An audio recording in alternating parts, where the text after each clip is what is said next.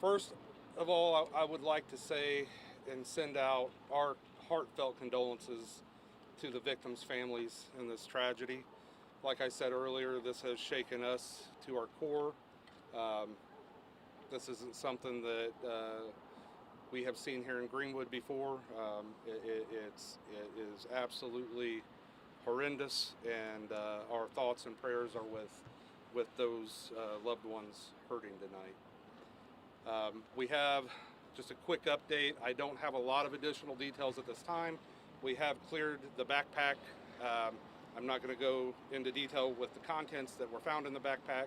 That's still being processed.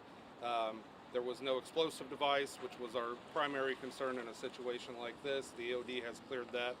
Our SWAT teams from the Indiana State Police, the Greenwood Police Department, and the Indianapolis Metropolitan Police Department have finished their clearing of all the stores and corridors in the mall.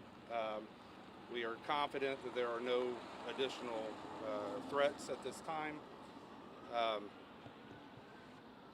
At this point, the Greenwood Police Department, Johnson County Sheriff's Department, and FBI's evidence collection teams are just now beginning the process of entering the crime scene to process for evidence and get more answers to this senseless tragedy.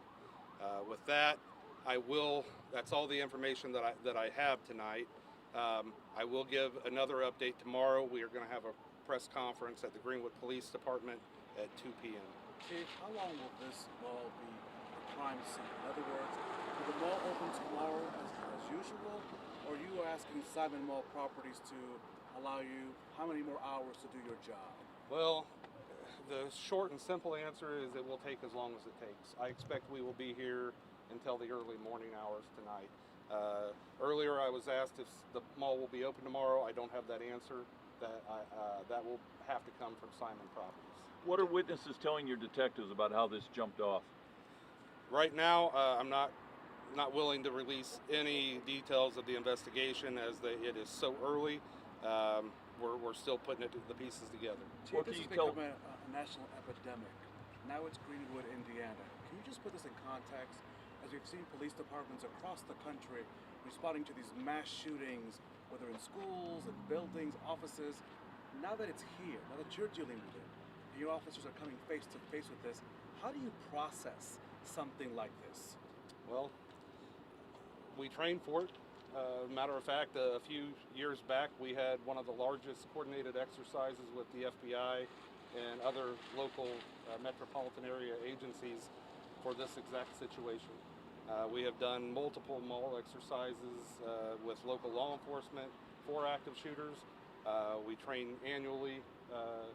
Our officers responded the way they should have, very quickly, and I'm extremely proud of the law enforcement response, not only from the Greenwood Police Department, but as you can see behind me, the multi-jurisdictional cooperation that we have.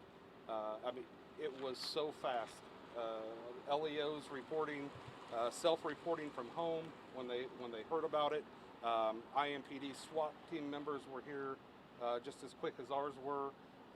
It was a very, very fast response.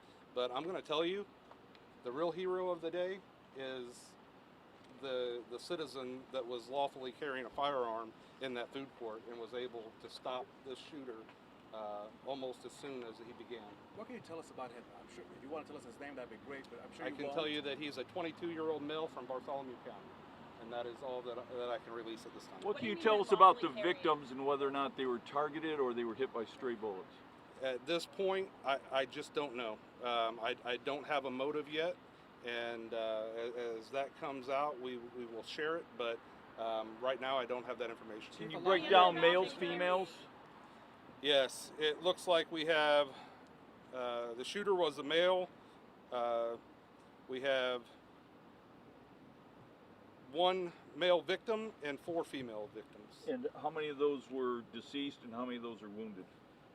3 victims were deceased and 2 were wounded. And that breakdown, is it males, females in the hospital, males, females deceased? Can you break that down? Not at this time. No, I want to get that right, and I can't at Do you this have time. an age range, sir? Do you have an age range on these victims, Chief? Yes, Among the dead, in particular? between 30 and early 20s. Chief, there's a big debate in our state right now regarding permitless carry, concealed weapons, guns. I'm not asking you to chime in on the debate. I'm not going to comment on that right now. And I'm not asking you to, but...